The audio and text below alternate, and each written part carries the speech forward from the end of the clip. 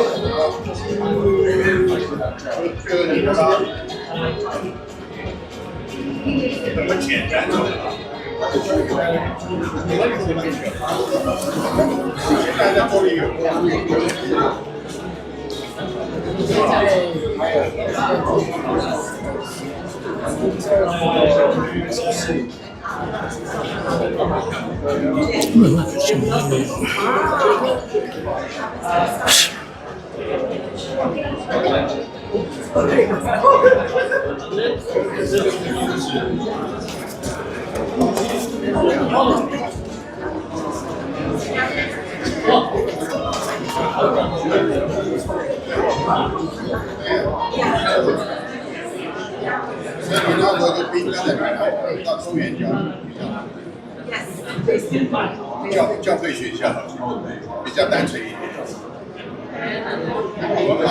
10月17日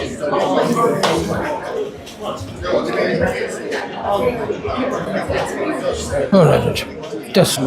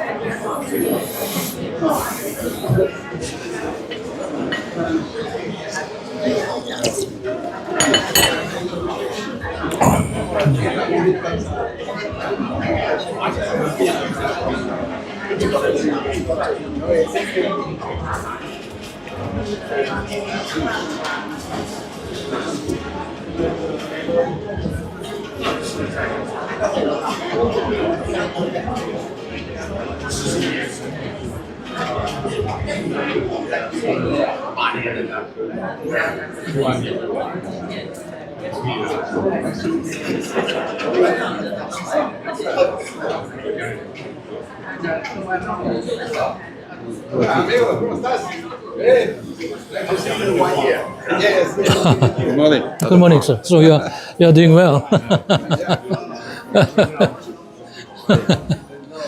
Yeah.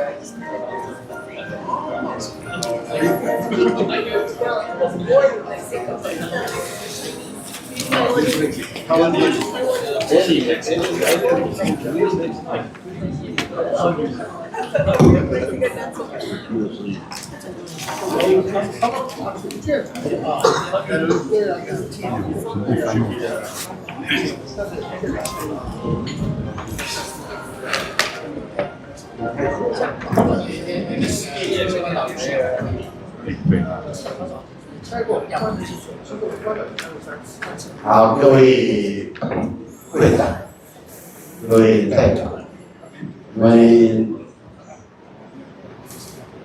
联合大会就开始。我非常谢谢刚刚在开幕典礼的时候，各位我们全面的队友，让这个开幕式1个小时就能圆满的完成。再次代表总会要谢谢各位会的会长、各位代表。现在我们呢依照这个总会开会的大会议程，现在要请我们的秘书长来做工作报告，各有关精神。Thank you, President Chen, distinguished guests, and a member of the Aplfd. Welcome to China, and welcome to Taiwan. I was asked by the President to make a brief report about the work of Aplfd since this January. Before that, I would say the organization of Aplfd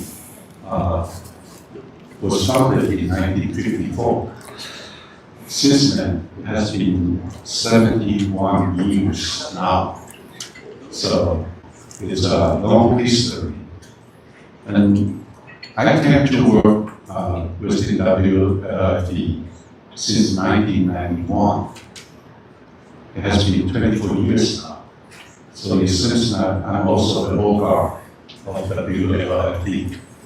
I have been working with 3 presidents, Dr. Zhao Ziqi, President Liao Yingqing, and President Zheng Yongquan. It's my honor to be able to work with these distinguished 3 presidents. But since in the past 24 years has been changing in the world. As this morning in the opening ceremony, President Zheng also mentioned, this is a changing world. In the past 71 years, the cost of the Aplfd has also been changing several times. During the initial period, our main cause was anti-communist. But since 1991, most of the communist regime collapsed. So we changed our cause from anti-communist to promoting freedom and democracy. But just as President Chen mentioned in this morning, the main theme of this conference is NGOs as the catalyst for promoting world peace. That means it's not enough just to promote freedom and democracy. The major issue in the world now is peace. Without peace, without freedom and democracy. So our main goal now is how to promote world peace in today's world, especially NGOs. What will be the role as NGOs? What will be the role of Aplfd as a catalyst for promoting world peace? So that's our main discussion issue in this conference. Well, in my service of Aplfd as Secretary General in the past 24 years, I have gone through several important events in the world. In the year of 2001, I was hosting a conference in New York with Mr. Launch. As you remember, that was September. So on the day of September 11, terrorist attacks on New York. And I started the meeting with American think tank. I went back to my room. In the 32 floors, I opened the window and had television. I saw on the TV one airplane hit the World Trade Center. And a moment later, I also witnessed the collapse of the Twin Tower of World Trade Center. We were caught for 1 week in New York, trying to get out of New York and try to escape from New York. That didn't work. After China Airlines, the first airline landed in New York, we took the first plane to escape from New York.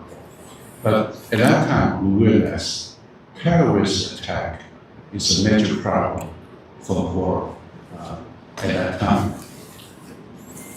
In the year of 2015, we were in Nepal and experienced a magnitude 10 earthquake. We were there to establish a chapter of Nepal and donate 2 schools to the Nepali primary school. But we experienced a magnitude 10 earthquake. Again, we tried to escape from Nepal. The third event I personally participated in was in UN NGO conference. Originally, we, without any problem, participated in UN NGO conference. We hold the ROC passport to get in the New York and UN headquarters. But later, when China entered into the United Nations, we began to be boycotted by the Chinese government officials. So we will not be able to enter into the UN headquarters in New York. And so we tried many different ways to engage with UN NGO executive committee members. We began to invite UN NGO committee members and the chairmen to visit Taiwan. Especially today, I think Mr. Blues, he was engaged with us for many years, and we very much thank him for helping us to get in touch with the UN NGO community. In the year of 2002, the Aplfd had a breakthrough with the Chinese government officials to begin our dialogue with the Chinese leadership there. In the year of 2002, I arranged a meeting between the then President Liao Yiqi and the then Vice Minister Chen Qi to meet in Beijing. We talked about the concept of democracy in both sides. What would be the difference of socialist democracy and the Western concept of democracy in Taiwan?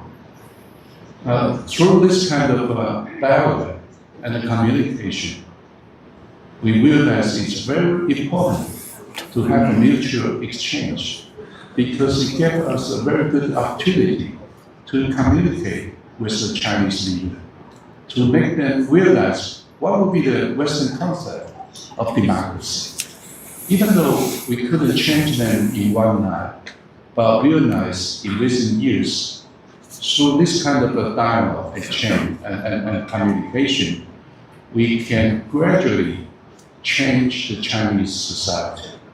So we think dialogue and communication and military exchange is very important to build peace, not only between Taiwan and China, but also in the world today. It's very important.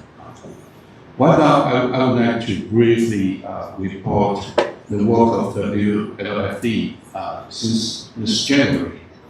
On January 23rd, 2025, Aplfd held the World Freedom Day celebration in Taipei under the theme Freedom and Democracy, Prosperous Economy, World Peace. On April 9, 2025, Secretary General of the Aplfd ROC chapter, Mr. Liu Guangqing, and Director Louisa Xi attended the online conference, Role of Faith Communities in Abolishing Nuclear Weapons, organized by the NAUN Institute. On April 25, 2025, Aplfd Vice President Zheng Yongquan, Secretary General of the Aplfd ROC Chapter Liu Guangqing, and Director Louisa Xi jointly participate in a virtual conference hosted by the UN ECOSOC affiliate NGO working group on transnational values, faith, perspectives, and global governance.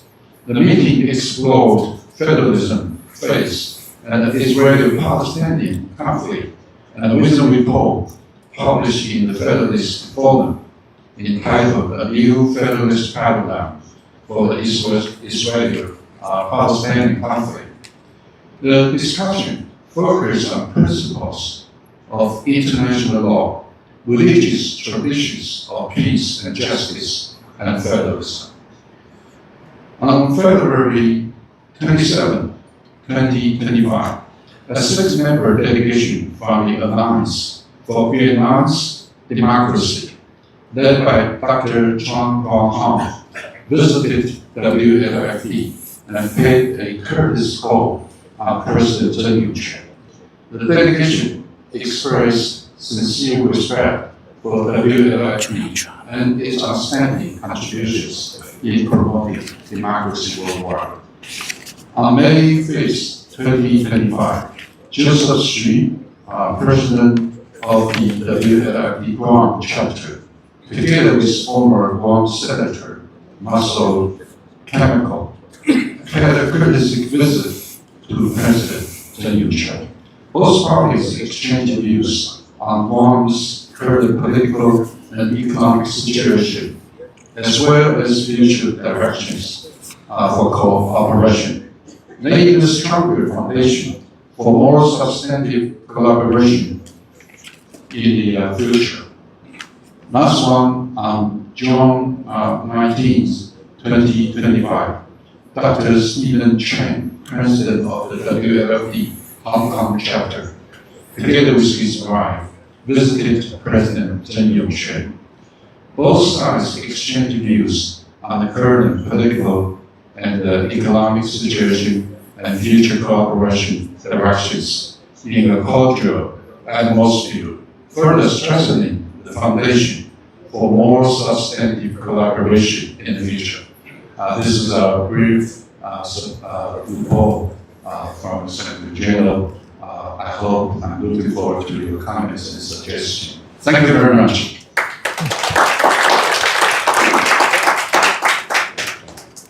Now we would like to invite Dr. Park from Korea to make a keynote speech. Dr. Park, please. Thank you. Distinguished delegate and ladies and gentlemen, I am Tae Park, former Secretary General of the Korea Freedom Federation and currently serving as the Rector of the Education Research Institute. Firstly, I'd like to extend my congratulations on the successful hosting of the 2025 Aplfd General Conference and the 66th Aplfd Conference. Also, I'd like to express my profound gratitude to Aplfd President Yao Ming-chi, also Aplfd Chairman Cheung Yong-chan, and all the distinguished representatives present for their effort in organizing this event. The theme we have been given today is NGOs as the catalyst for promoting world peace, such an important topic. In my opinion, this theme best illustrates the role and the purpose of NGOs in the unstable reality currently facing the international community, especially since 1945, as a divided nation standing on the front line of the Cold War and practicing anti-communism, the Republic of Korea has lived with the profound awareness of the imperative of world peace more than any other countries. The people of the Taiwan Strait and the Korean Peninsula, which still hold the greatest potential for war in East Asia, are all too aware of the importance of the agenda of peace. On the Korean Peninsula, tensions are rising while the people of North Korea continue to endure poverty, oppression, and denial of even the most basic human rights. The nuclear issue, we think they have about 50 to 100 nuclear weapons. The nuclear issue remains unresolved.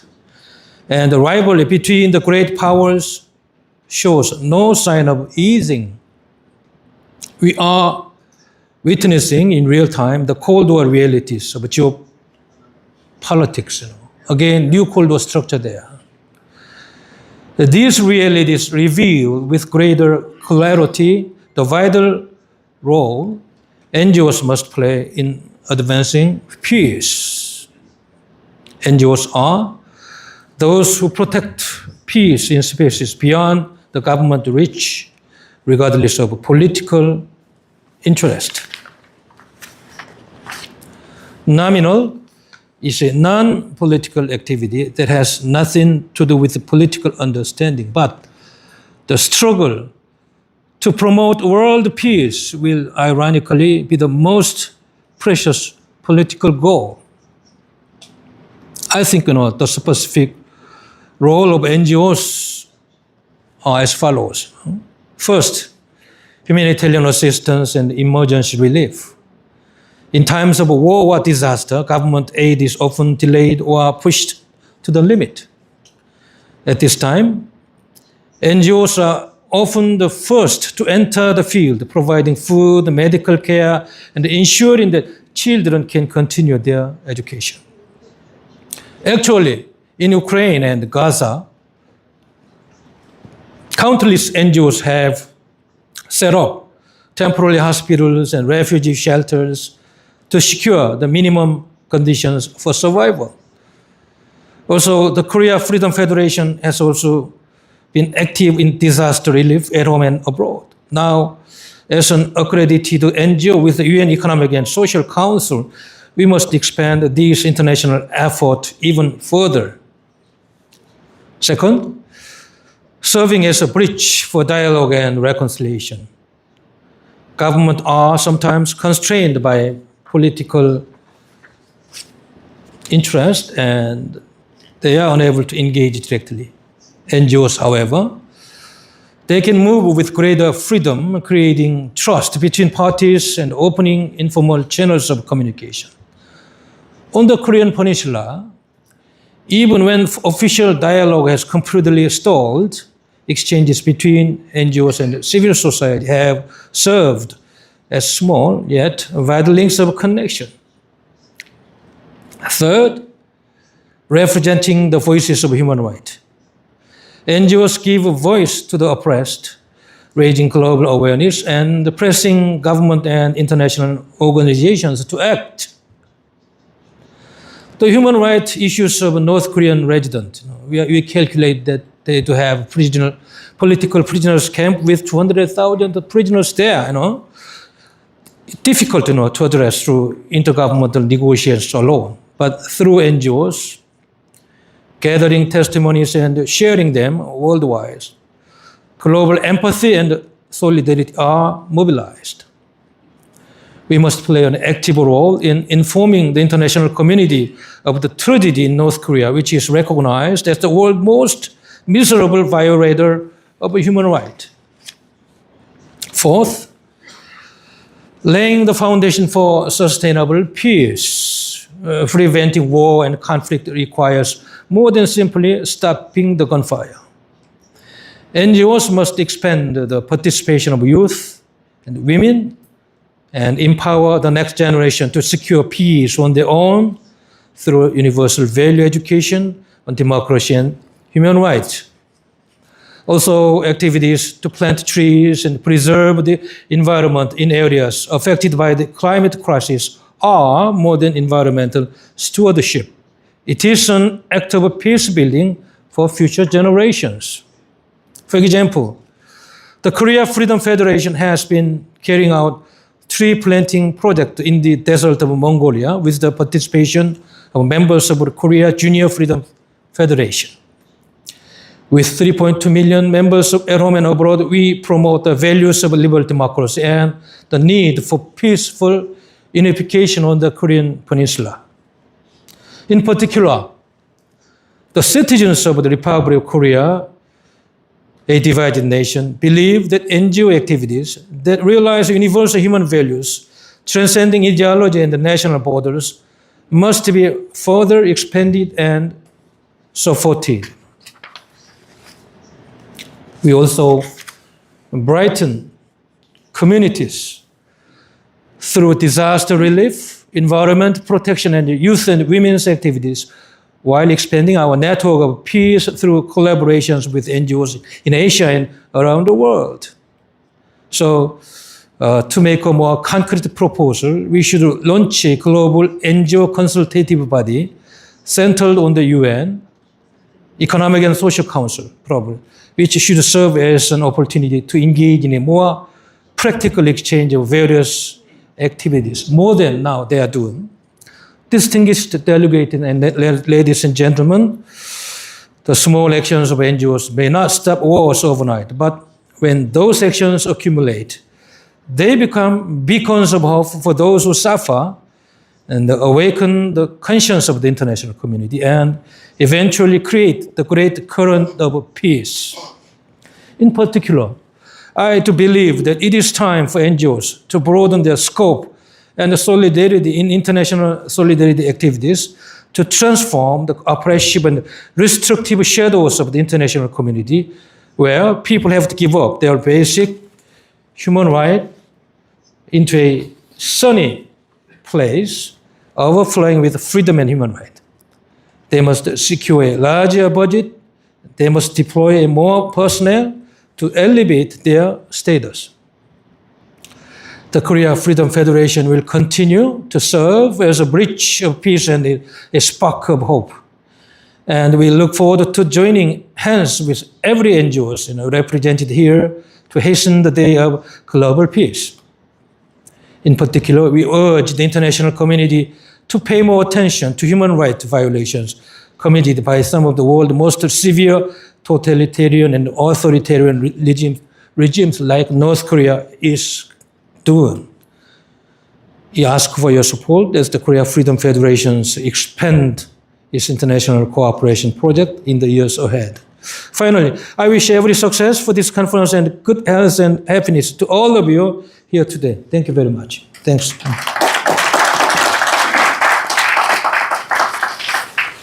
Thank you, Dr. Ma. You just mentioned that the Korea Freedom Federation would also like to serve as the bridge of peace. This is a concept used by President Sun in recent times. He always promoting the idea of NGO as a bridge of peace. So we wish you Korean Freedom Federation's success in this regard. Thank you. Next, we would like to have a chapter repose. First, we'd like to invite President Andrew John Clyde Netherview, the President of the Australian chapter, to make a report. Thank you.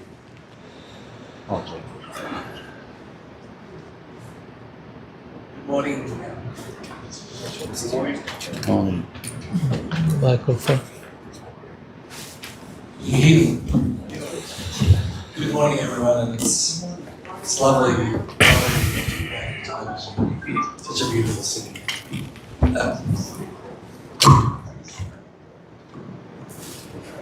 It's okay. Thank you, Secretary General, and thank you very much, Dr. Park, for very interesting remarks. Thank you very much, Lee, for generous hospitality. It's an honour and a privilege to be here on behalf of the Australian chapter. There is no doubt that NGOs could have a vital role in promoting peace around the world. Politicians and bureaucrats don't have all the answers to every question. But like Lord Rogan, I am a little sceptical about what some of them, whether some of them achieve the things that they're saying they intend to achieve. In saying that, it must be acknowledged that that NGOs do an incredible amount of good in the world. From the most disastrous, terrible situations to even in the streets of our richest cities, like my hometown in Melbourne, where groups like the Salvation Army, which Australians in our way call the Salvos, feed the hungry and take care of people who've sort of fallen through the cracks of society. Those examples of goodness are really inspiring. But in examining the role of NGOs in supporting the quest for peace, I think we have to look at some uncomfortable truths about some of them, particularly some of the human rights advocacy organisations. One of them in particular, Amnesty, which has done a lot of good since it was founded in Britain decades ago. But I would say it has been sort of hijacked by people with a very single focused agenda, particularly about Israel and the Middle East. And they don't spend the time and attention they ought on the humanitarian crises that really do warrant a lot more attention. So in Sudan, North Korea, incredible oppression of women throughout the Arab world, or the plight of the Uyghurs and Tibetans. Championing human rights and the plight of prisoners of conscience should be their only focus, I think, and to do so consistently anywhere and everywhere. By contrast, beyond NGOs, sometimes individuals can make a huge impact. And one that comes to mind is a remarkable fellow called Bill Browder, who pretty much single-handedly initiated the global campaign for what are referred to as Magnitsky Laws, which basically allow in particular Western governments to impose financial sanctions and travel restrictions on foreign government officials who have abused human rights in their own country or have engaged in sort of systematic and widespread corruption. It's quite an amazing story, because Browder was a reasonably comfortable billionaire living in London. He sent one of his employees, one of his Russian employees, I should say, to Moscow, imprisoned by the Putin regime because he was fearful that he was exposing corruption at the highest level. Browder was committed to ensuring that Sergei Magnitsky's name was not forgotten, and the Magnitsky Laws are a powerful testament to that. I would say that efforts like his, and indeed efforts like the League itself, point to a deeper truth, which is that the path to peace runs through freedom and democracy, not through compromised institutions or authoritarian shortcuts. We say this unambiguously and proudly, that the stability that democracy brings is the strongest foundation stone for global peace. Authoritarian states may appear more stable than democracies at times, particularly in these testing times, but they are inherently erratic and unstable in ways that we often cannot see until they finally collapse, as the Soviet Union demonstrated to all of history. Taiwan stands as living proof of democracy's strength and peace's promise. On the front line of freedom, this island democracy has evolved and thrived despite relentless external pressure. Taiwan is the frontier of freedom, where democratic values face their greatest test and prove their enduring power. Despite these threats, Taiwan's democratic transformation to vibrant pluralism shows that freedom, not force, creates lasting stability and the best platform for prosperity as well. The Australian chapter of this movement embodies these principles in action. Following our successful reconstitution, we continue to grow, surpassing our initial modest targets for membership. This growth demonstrates, I hope, Australians' appetite for principled advocacy on behalf of democratic values, at home and abroad.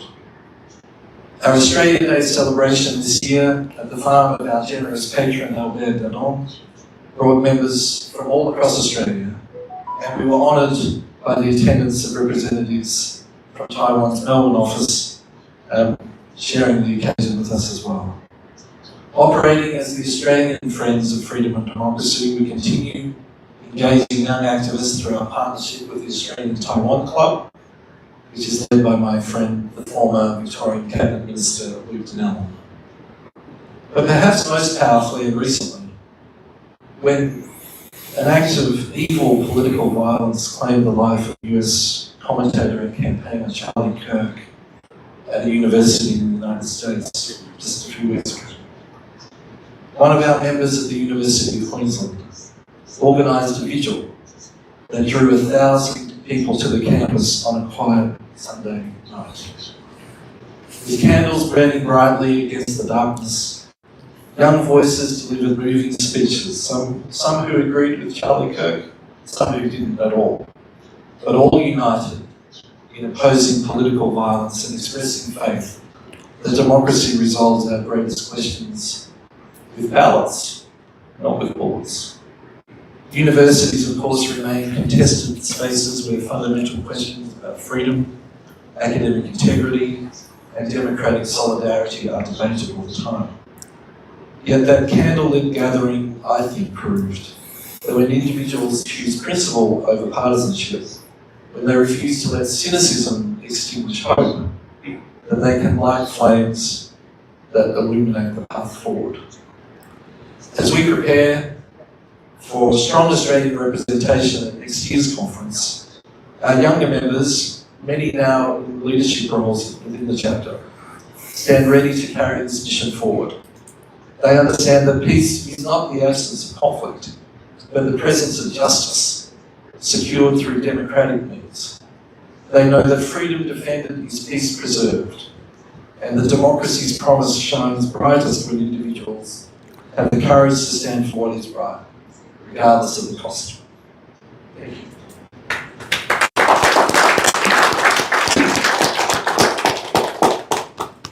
Thank you, Mr. Vandergood, for your excellent report. Our next chapter, before we would like to invite Mr. Thompson,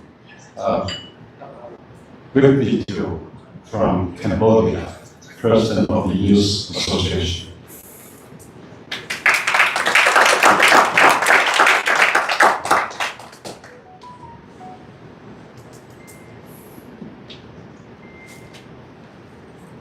Good morning, dear Mr.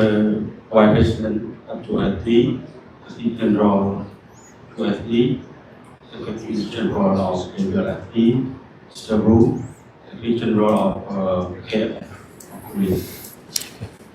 My name is Ngo의. I'm President of the Youth Cambodia. I'm very happy to be here, that every year invited by our Aplfd and Aplfd to share some information on Cambodia situation. As our topic, about the NGO can catalyst for the world peace. Cambodia is a member of the United Nations also from 1993. We try to promote, we try to work with the government or the NGO. Cambodia, at least now we have 4,000 as an association and NGO, 4,000 over.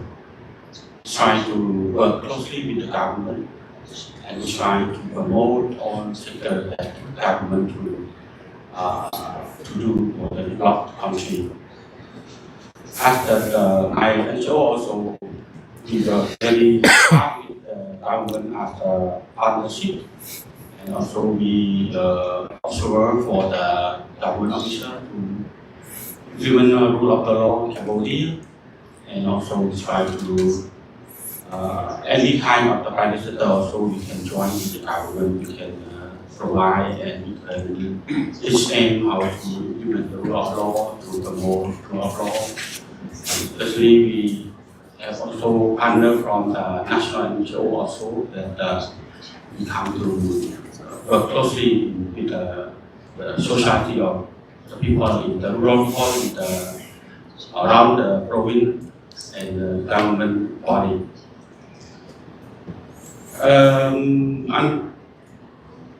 Until now, I would like to share some information with Cambodia and Thailand. We have a little bit accomplished that around the Cambodia border and Thai border. From the beginning, when before last month, we have a problem conflict shooting by Thailand to the Cambodia territory, and also they use high weapon and they shoot a lot of big, F-16, and also they use air force also to bomb in Cambodia land, and also he shoot the Premier temple is also under the world already is still shooting and destroying the temple in Cambodia too. But now my government also they still keep and cool and we work closely with our Friendship International to write the report to all the country power to know what is the Thailand act to Cambodia. Cambodia is trying to displace the ceasefire. Until now, we still keep long until we have observer from ASEAN. We have a general from ASEAN that assigned by the president of ASEAN in October at the border. And they come to appear what is the problem to our country, especially for the United States, Mr. Trump, also you know about that. The China president also you know that, and other countries that they very power also you know about the Thai mission to Cambodia. I'm very sorry about this happened to Cambodia and Thailand conflict. On behalf of NGO, we try to work, try to negotiate with Thai associate and Thai civilians that know each other about this conflict because they want to attack civilian Cambodia. Difficulties talk for a lot, but my country also we try to work and try to negotiate and try to respect all the rule of law of the international rule of law, and also we respect very important for ceasefire. Until now, this morning also we have get news from my country report that Thailand also stand by use tank and weapons by the border. They want to shoot again. But on behalf of my country, he said we will to keep and keep fire until the end. And we want peace. So we come here also to share with all our friends to know what is the right, what is the wrong between Cambodia and Thai, and prepare to become advice. Thank you very much.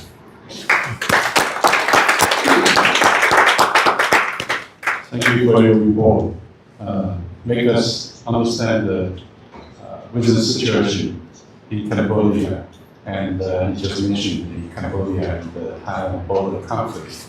We hope the ceasefire agreement will be successful and the peace will be existing forever between the two countries.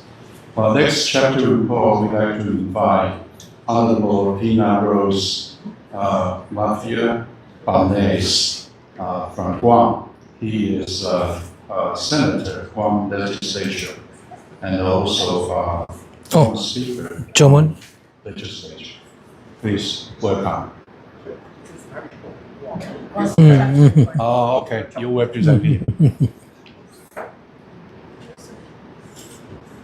Mr. Joseph 徐凯元先生啊，他是分会的会长 ，Chairman of the Guam Chapter. Morning, Chairman, Mr. Yuan, and the Secretary, Mr. Wang, and all my Aplfd and WFD friends and colleagues. I'm happy to see you all here today. And as we know, the non-profit organization NGO plays a significant role in promoting world peace through the various avenues. Like the conflict resolution and mediation, also like the human rights advocacy, and also like the development and carbon reduction. Also, the peaceful education and awareness. Humanitarian and assistance and the environmental protection. But today, I will share with you all of the friends how one do this promote world peace. One role and the political activities relate to promote world peace.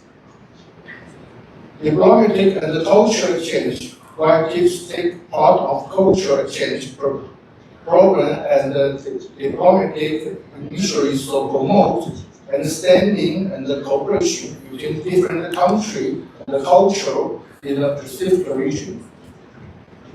For the humanitarian aid and disaster relief, one serve as a staging area for humanitarian aid and disaster relief operating in the region as countries affected by natural disaster and conflict. This prevents communities to global solidarity and the peace building. Next, education and awareness. Education institutions and communities organization one organize events and the program to raise awareness about global issues such as peace, human rights, and sustainable development. This initially aims to empower individuals and become active global citizens. As of the peace building and initially, one support peace building initially as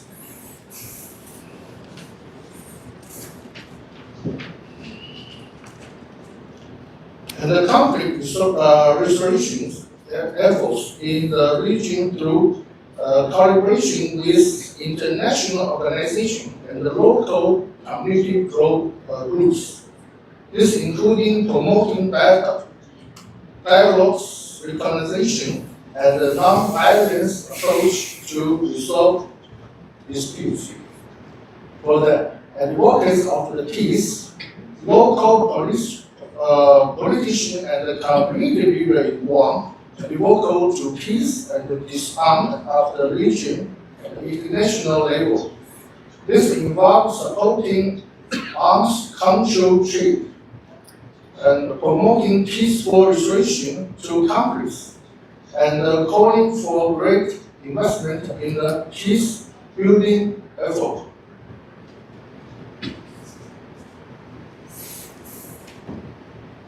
In the conclude, I will show you how Guam's important to region state in the Pacific cannot be overstated. First is the strategy location. Guam's local location in the West Pacific Ocean, it is a good hub for military cooperation, disaster response, and maritime security. U.S. military presence. This is significantly U.S. military presence in Guam, including Navy, Air, and Marine Force, act as a deterrence to protect trade and offering the rapid responsibility facility for crises in the region. For forward operation base, Guam serve as a forward operation base for U.S. force, allow for quick deployment of personnel and equipment to address security challenges. Humanitarian crisis and the natural disaster in the Pacific. For security cooperation, Guam plays a vital role in the security cooperation with the island nation in the regional through joint military exercise, training program, and the intelligence sharing. And for disaster response part, Guam serves as a strength area for humanitarian and the disaster relief operation in the Pacific, helping countries affected by typhoon, earthquake, and other natural disasters. For economy stability, a secure and stable Guam contributes to the overall economic stability in the Pacific region, helping trade, investment, and development. And the last, monetary and surveillance. Guam's location and the infrastructure enable monetary and surveillance of the maritime activities in the Pacific, helping take the illegal fishing, drug transfer, and other transnational crimes.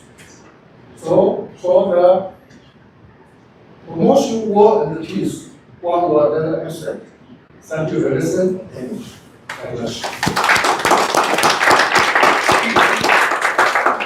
Thank you, Mr. Xu. You mentioned the cultural exchange with different countries. I think it's very important for peace.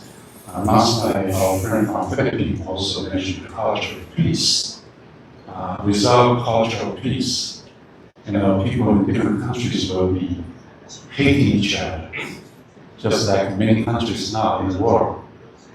Maybe the culture of peace is based on the idea of something like EEI, equality, diversity, and inclusion. But now in the US, President Trump abandoned this idea, causing another conflict within the United States. So that may be an example for us to consider. On this chapter, before we actually invite Mr. Steve Chen from Hong Kong. He's the president of Hong Kong chapter. Huh? Oh, okay. Okay, now we have to invite Mrs. Romia Sonperwell from India, right? She's the Secretary General of the Indian chapter, chairman of the Indian chapter.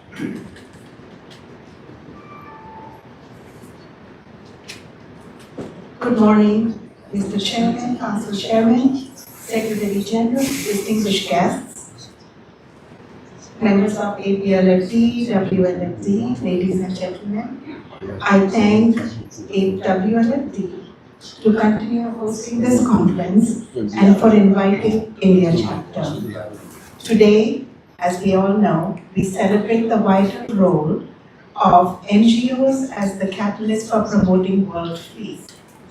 In 1989, His Holiness, the 14th Dalai Lama, Tenzin Gyatso, stated in his Nobel Prize lecture that peace, in the sense of absence of war, is of little value to someone who is dying of hunger and cold. Peace can only last where human rights are respected, where people are fed, and where individuals and nations are free. In simple words, peace belongs to countries that have happy people. To promote peace, a government in any country, whether overpopulated or not, must achieve effective governance by ensuring the equitable distribution of resources and social services to its citizens, because excessive population can widen gaps in a country's day-to-day quality of life, thereby creating chaos. Chaos can lead to political instability, economic burdens, and public health crises. This is where NGOs step up to the challenge of acting as an extension of various government agencies and bridge gaps where government services are insufficient, especially in rural India, for providing critical services like healthcare and education, but also advocating for human rights by empowering women workers. As the world's most populated country, with a growing population of over 1.4 billion people, Indian government relies heavily on various NGOs to help manage the strain on its social services, resources, and infrastructure.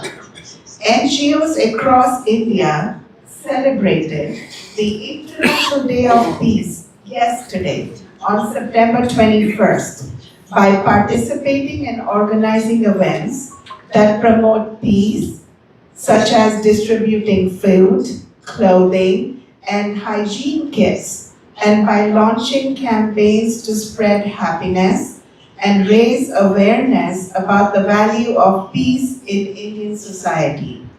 Educating children is an important cornerstone for NGOs.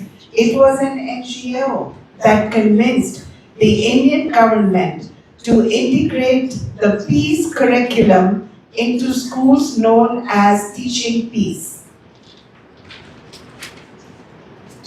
Teaching peace in Indian schools involved promoting non-violence, conflict resolution, and social cohesion through value-based education and cultural activities as supported by the National Education Policy of 2020. It teaches student skills to resolve conflicts peacefully, respect human rights, and cooperate with others, fostering a culture of peace. As of 2024, India has approximately 3.3 million NGOs, but only about 164,000 NGOs are actively operational in India. This decrease in active NGOs is because lack of monetary funding due to strictly regulated Foreign Contribution Regulation Act, which is known as the FCRA in India. Under the FCRA, an NGO can only receive foreign donations with prior permission from the Indian Ministry of Home Affairs, which can be delayed by several months.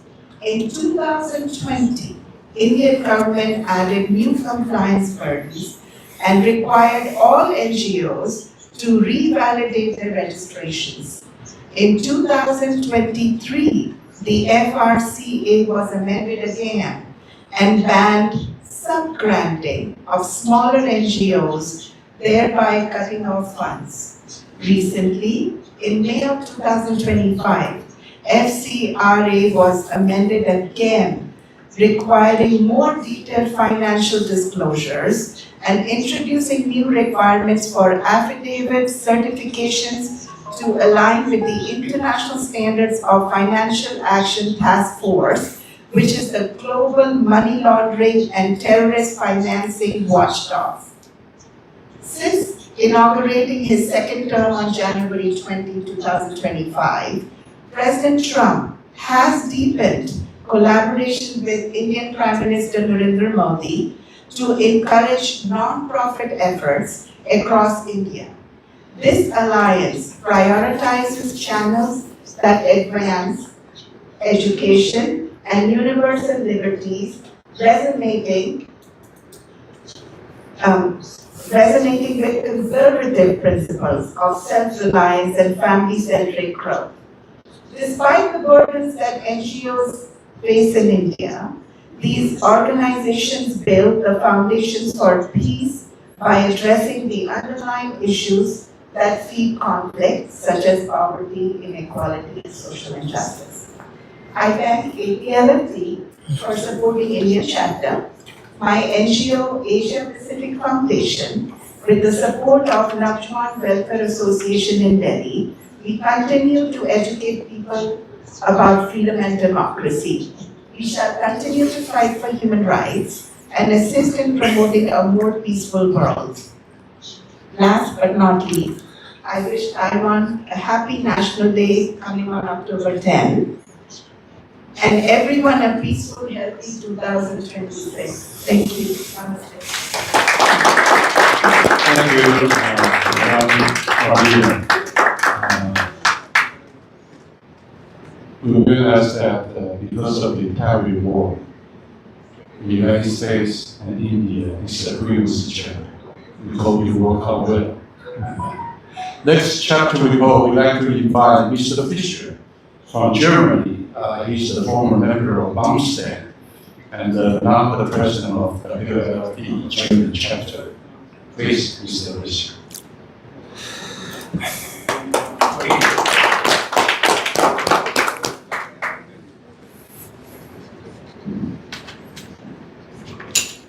Good morning, all together. It's a great pleasure for me to be here. I'm honored also. Thank you for the invitation. I give you a report about we did the last year in Germany.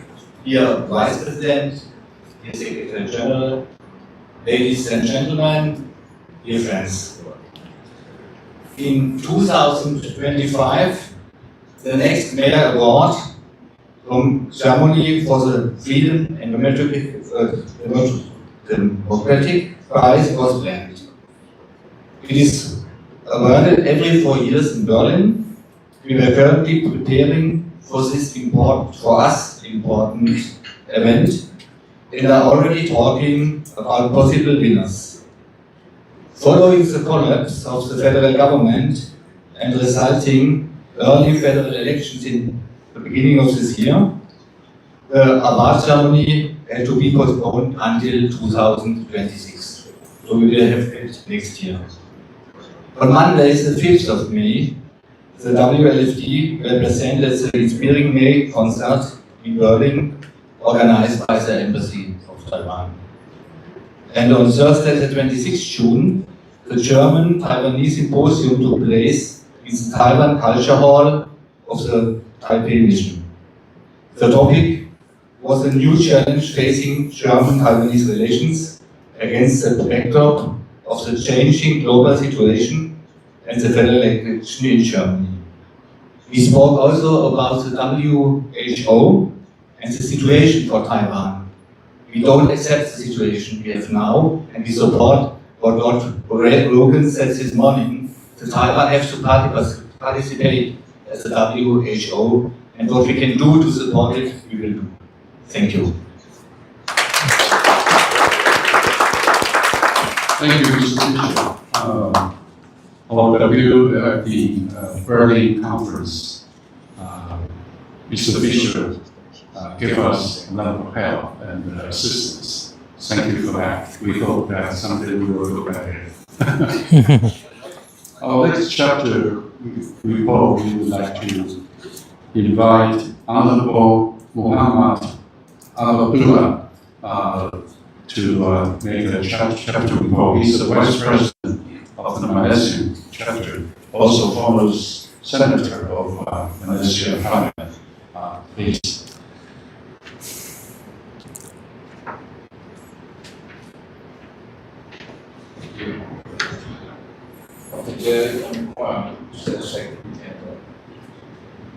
Honorable Ngo의 Vice President, WLFD, fellow delegates, ladies and gentlemen.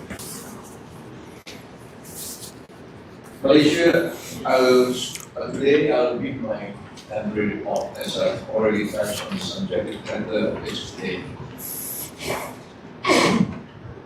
Malaysia officially assumed the role of ASEAN chair in 2025, beginning of the year, with the theme Inclusivity and Sustainability, focusing on enhancing regional cooperation, campaigning open and inclusive frameworks, and supporting economic integration through the priority economic deliverables PD. The 46th Asian Summit, Second ASEAN Gulf Cooperation Council Summit, and ASEAN GCC China Summit were held in Kuala Lumpur in May this year. From 26 till 28 October next month, Malaysia will host the 47th ASEAN Summit, forged to be the largest ever. More world leaders are expected in Kuala Lumpur this time. Besides the 10 ASEAN countries, leaders from Australia, Canada, China, the EU, India, Japan, New Zealand, South Korea, Russia, and the United States have confirmed participation. Ladies and gentlemen, the 10th Prime Minister of Malaysia took over the leadership of the country from 23rd November 22. There has been an unprecedented transformation for Malaysia with correct and forward-looking priorities and leadership on economic stability, social progress, and elevated international role and presence and relations. Anwar's reputation as a globally recognized figure has boosted Malaysia's standing. In gatherings such as ASEAN, APEC, and the United Nations, he has actively promoted peace, fairness, and global equality and justice in the global governing system, and fostered collaboration among nations. He had certainly been in top form as he recently brokered a ceasefire between Thailand and Cambodia, orchestrating a diplomatic breakthrough, and it was a huge test for him, but he managed to pull it off magnificently.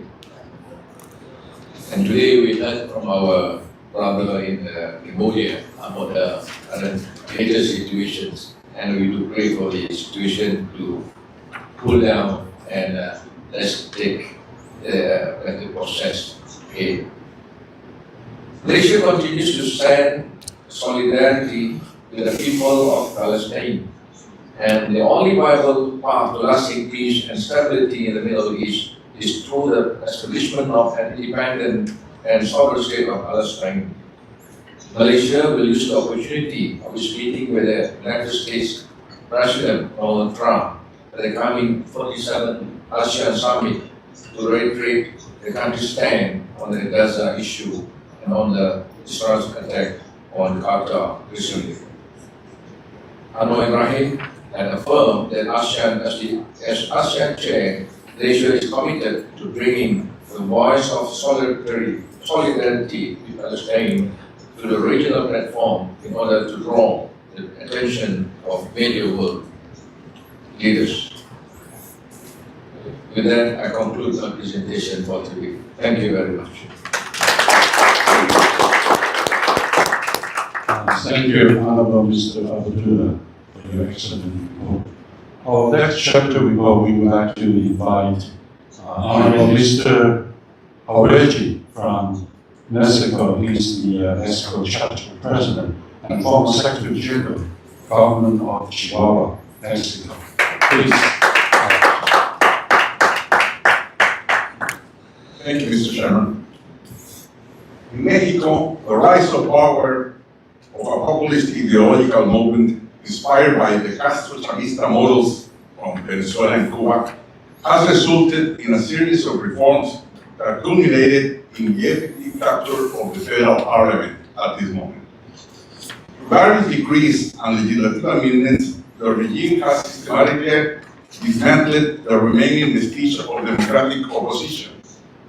Perhaps the most alarming measure undertaken by the current regime, self-styled as the fourth transformation, was a reform that terminated the tenure of countless of judges, replacing them with an orchestrated election process that installed inexperienced and poorly qualified magistrates into the nation's highest judicial positions, including the Supreme Court of the Justice of the nation. This grave assault on the rule of law compelled us to denounce the erosion of democracy that has concentrated power in the hands of a single individual and a single political faction.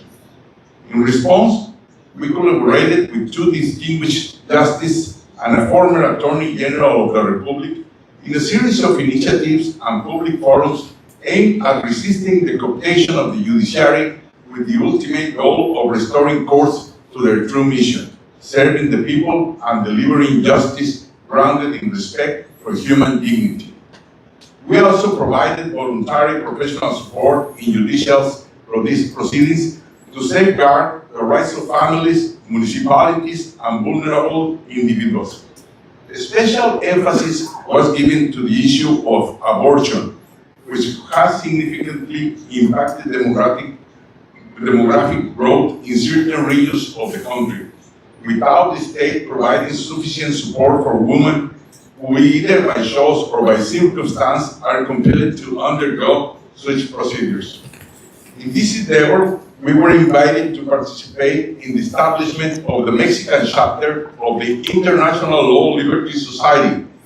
This provided the opportunity to exchange ideas and reaffirm shared values of belief with its president, James Kelly III, as well as with United States Judges Elizabeth Branch and Britt Grant. At the invitation of Vice President Diana Lee, we also attended, together with members of the Taiwanese community in Mexico, a reception in honor of Ambassador Ivan Lee on the occasion of his recent appointment to our country. With full conviction and with our recognized NGO, we fully support the proposal made by our Vice President, Mr. Shen, last night to make a clear statement to add aid for peace in those regions in conflict. Thank you very much. Thank you, Mr. Ngo의, for your support and your excellent work. Next chapter, we would like to invite Mr. John Wu to make a chapter report for the New Zealand. He is the chairman of the New Zealand chapter. Please.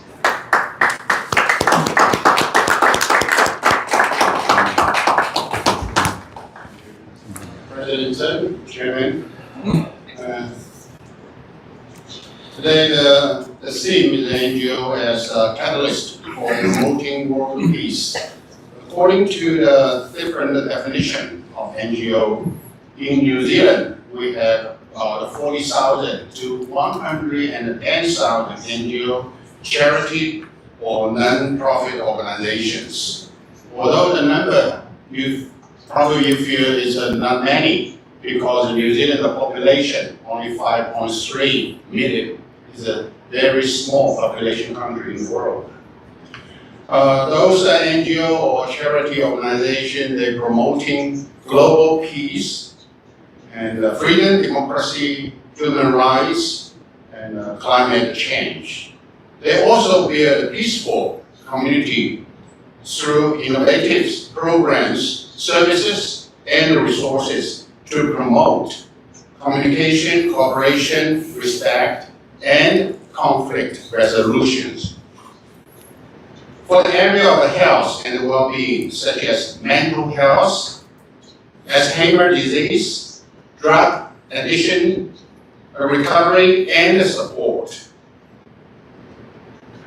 A peace, community, country, even the world need a foundation of the family with a peace and happiness.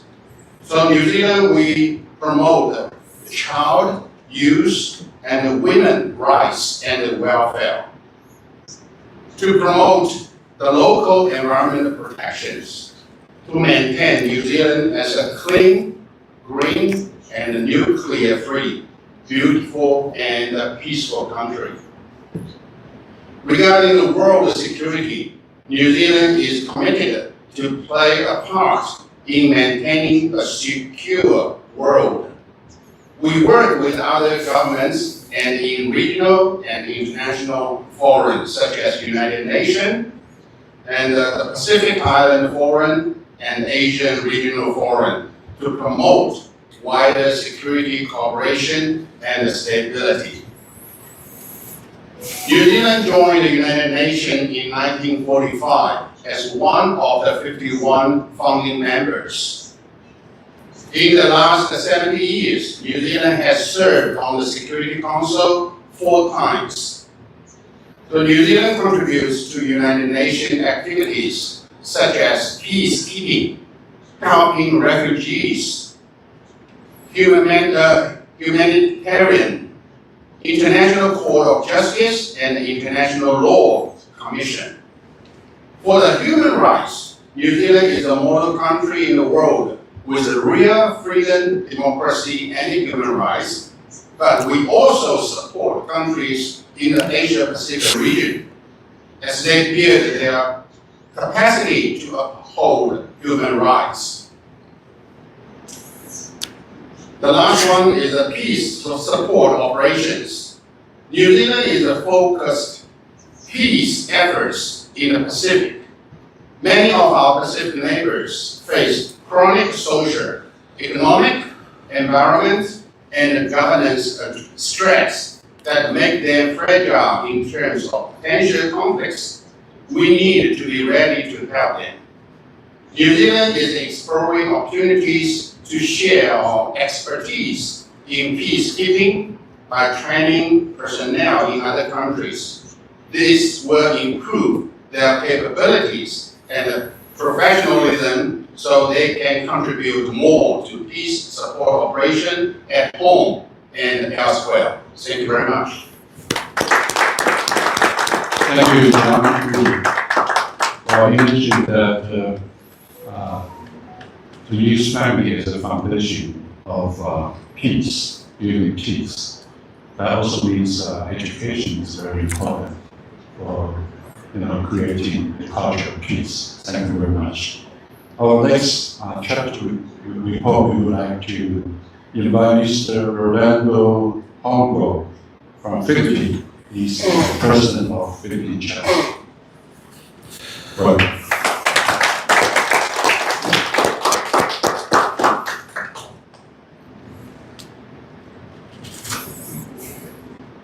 Dear colleagues, distinguished delegates, friends, mabuhay. What is peace? Is peace a mere absence of war? Does freedom, does democracy equate to peace? It is a profound honor to stand before you today under the theme NGOs as catalysts for world peace. Peace is often spoken as an absence of war, but in truth, peace is far more active than passive. It is built brick by brick by those who dedicate themselves to justice, to freedom, and to human dignity. And in that endeavor, non-governmental organizations or NGOs play a role that is both indispensable and reformative. NGOs are often the first to step into the gaps where government actions are slow or insufficient. They are the bridge between communities and institutions. They give voice to the unheard, mobilize citizens into constructive action, and provide alternatives to violence and extremism. In the Philippines, we have seen this vividly in our long struggle to counter the scourge of communism and armed insurgency. For decades, communist movements have exploited poverty, inequality, and disillusionment. Yet NGOs, whether faith-based, civic-oriented, or development-driven, have been on the ground, bringing education, livelihood, and hope where despair once thrived. Organizations such as Partnership for Economic Assistance and Community Empowerment, or Peace Philippines, and the Philippine Rural Reconstruction Movement, or PRRM, alongside countless local cooperatives, have worked tirelessly to uplift rural communities, offering viable alternatives to farm struggle. Faith-based NGOs like Caritas Philippines have empowered communities not only through humanitarian work, but also by cultivating a culture of dialogue and reconciliation. Their message is simple, yet profound. Peace cannot be enforced by force alone. It must be nurtured through justice, opportunity, and empowerment. The Philippine experience in the West Philippine Sea. Today, however, peace is threatened not only by internal divisions, but also by external aggression. The Philippines, like several of our neighbors, faces growing challenges in the South China Sea. Chinese incursions, the fishery faults, and blatant disregard for international law pose serious threats to our sovereignty, to our food security, and to regional stability. In this struggle, NGOs again emerge as a catalyst. Civil society groups such as Start-based ADR Institute and the Center for Strategic and International Studies, Philippines, have amplified research, public discourse, and international awareness on the West Philippine Sea issue. Grassroots organizations like the Alianza ng mga Mangisda ng Pilipinas or Alliance of the Philippine Fisher Folks have defended the rights of fisher folks, ensuring their stories reach both policymakers and the global stage. These NGOs are not armed with weapons, but with advocacy, education, and solidarity. They remind us that the fight for peace is also a fight for truth, for law, and for dignity of the smallest citizen, whether they be a farmer in the uplands or a fisherman navigating contested waters. But there are challenges confronting these NGOs for peace. Dear colleagues, let us not romanticize the struggle of NGOs face vulnerable challenges. First, there is the challenge of resources. Many organizations survive on limited funding, sustained more by passion than by material support. Their reach is vast, but their means are often meager. Second, there is the challenge of legitimacy and security. NGOs working in conflict zones are sometimes targeted, harassed, or unfairly branded as partisans. Some peace advocates have paid with their lives. Third, the challenge of sustainability. Peace is not achieved in a day or a year. It is a work of generations. NGOs must constantly adapt to the shifting political winds, economic upheavals, and evolving threats. From insurgency to foreign encroachment to disinformation campaigns and fractured societies. These challenges are real, but they are not insurmountable. They call upon us, policy leaders, civil societies, and international community to build a stronger partnership to support our NGOs and to protect the space where they can flourish.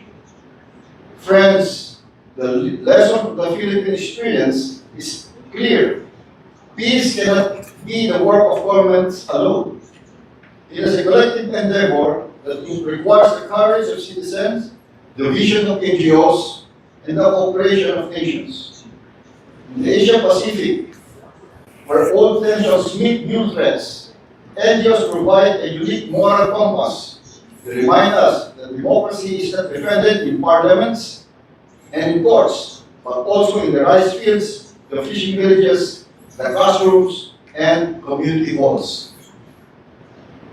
And so I urge this assembly that to strengthen the partnerships between governments and NGOs, recognizing their critical role in conflict prevention and peace building. Let us equip NGOs with resources, training, and protection so they may continue their mission without fear or hindrance. Let us unite in defending the rule of law, especially in our West Philippine Sea and beyond, standing with those who seek peace, not through domination, but through justice and dialogue. Allow me to close with a thought that history is shaped not only by the great powers, but also by the quiet persistence of ordinary people, teachers, farmers, community leaders, and yes, NGOs, that choose peace over violence. As long as there are NGOs committed to human dignity, as long as there are citizens willing to labor for peace, there will always be hope that freedom and democracy will prevail in our regions, in our world. Together, let us be catalysts not only for world peace, but for the future where the Asia Pacific and the rest of the world is defined not by conflict, but by cooperation, not by fear, but by freedom. Let us all be together in building a culture of peace. Thank you, and may peace guide our shared journey. Mabuhay! Thank you, Mr. Hall. Last but not the least importance of the chapter report, we'd like to invite Honorable Brogan from England. He's the President of the UK chapter, also Deputy Speaker, House of Lords of the United Kingdom. Welcome, Mr. Brogan.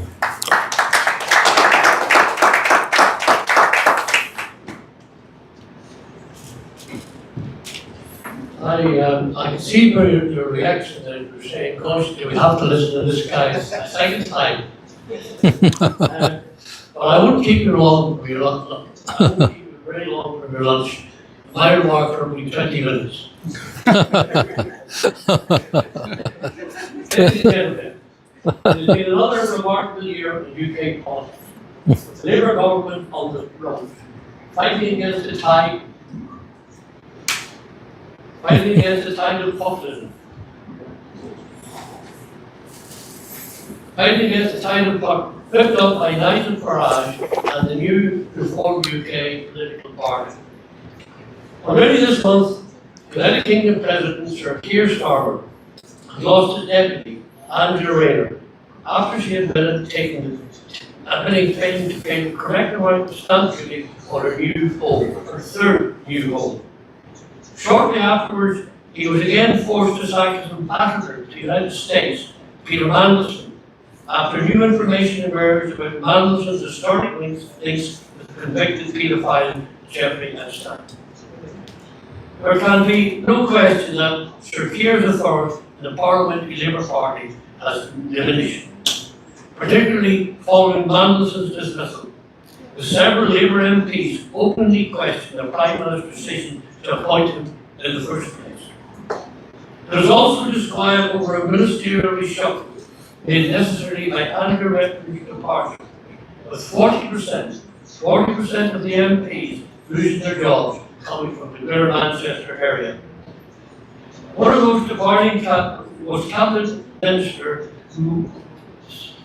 from Manchester Central, Lucy Powell, who was sacked from her position as leader of the House of Commons. Her response was immediate, but to allow her name to go forward to be the new deputy leader of the Labour Party, for which she is up against Bridget Philippines. A win for Powell would be another blow for the Prime Minister, as well as a boost to Andy Byrne, the Mayor of Greater Manchester, who has publicly endorsed her on the job.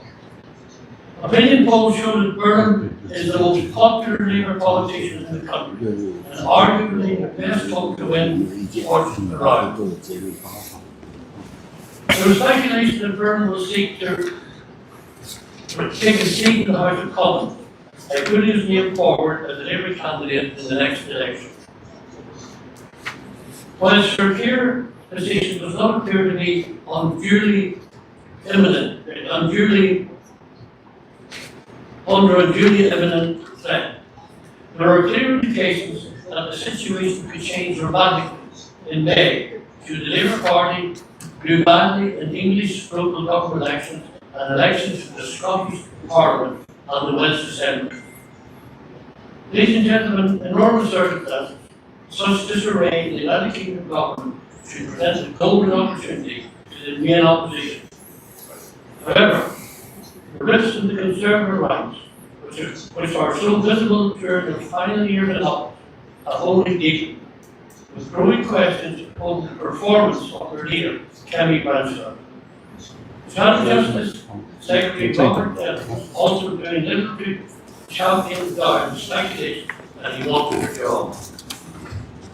Crisis surrounding the Conservative Party deepened further last week, and Danny Craig became the second sitting Tory MP, first in Parliament, to defect to reform.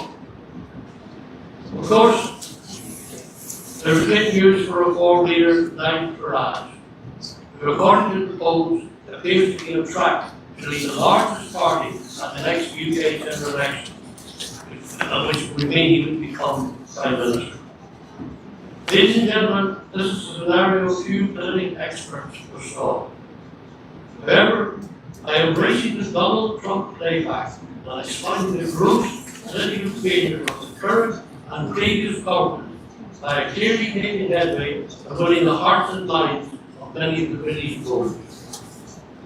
At the heart of these efforts is the Labour-like focus on historically high UK immigration, higher which Labour and the Tories dismally failed to reduce.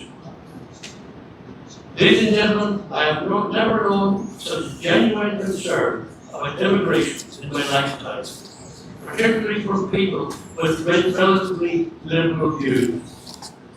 There is now an economic, concrete public perception, currently in my view, that successive governments have not only lost control of our borders, but have no clear strategy to tackle the mess that now arises.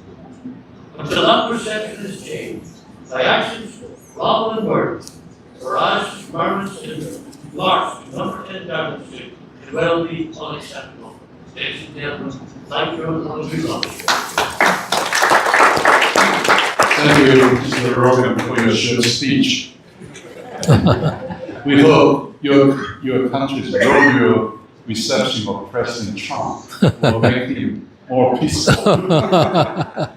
Well, due to the time limit, we will omit the open forums. We will directly invite President Zheng to make a concluding remarks. Please, President Zheng. 好，各位会长、各位代表，今天我们听到各位的会务报告，针对非政府组织